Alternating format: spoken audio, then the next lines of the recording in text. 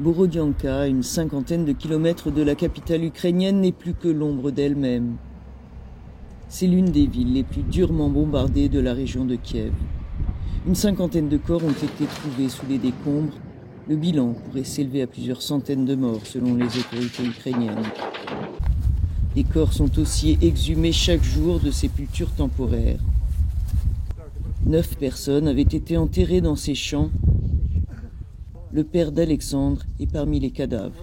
Sa tête a été arrachée. Il y avait des bombardements.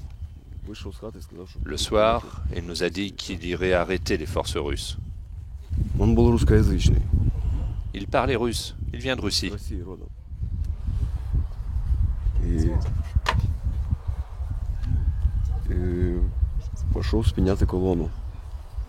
Et il est allé arrêter la colonne.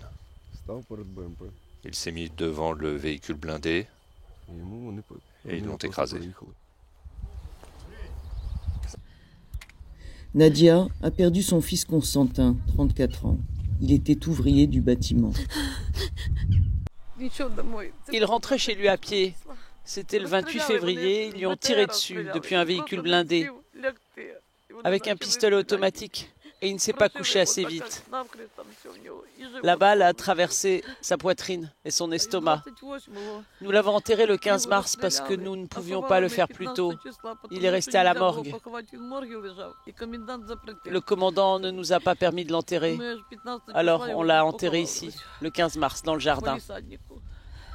Le message du chef de la police dans la région de Kiev est sans équivoque. І треба казати про геноцид саме українського народу. C'est un autre exemple des crimes de guerre de la Fédération de Russie lorsqu'elle tire sur des civils. Ces personnes n'étaient pas des militaires et ne défendaient pas le territoire. Elles étaient de simples citoyens et ont été abattues dans la rue. Cela va à l'encontre de toutes les conventions internationales et du droit international qui interdisent de tels actes contre les civils.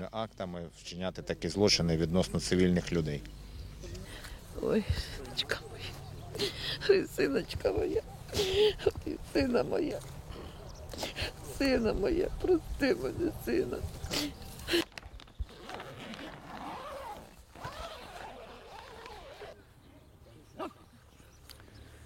Oh, these are very difficult moments. Ce sont des moments très difficiles. Et cela se produit tous les jours. Plus de 1000 civils ont été retrouvés dans la région de Kiev jusqu'à présent. Et la police dit qu'elle fait de telles découvertes tous les jours. Il est donc évident que les chiffres vont augmenter.